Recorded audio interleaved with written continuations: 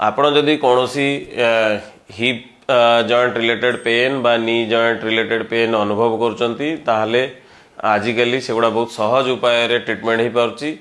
Early stage रे आमे hip preservation बा नी प्रिजर्वेशन करचु, बट लेटर स्टेज रे सेगुड़ा को हिप रिप्लेसमेंट बा नी रिप्लेसमेंट आमे करचु।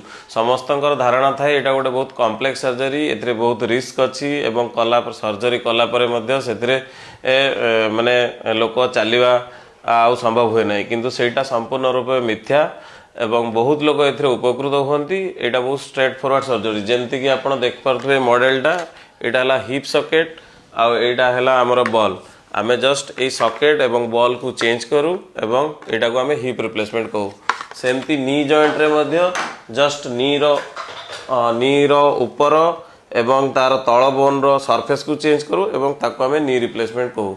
एटा बहुत स्ट्रेट फॉरवर्ड सर्जरी एवं सर्जरी पर दिन लोक चालिवा आरंभ करती।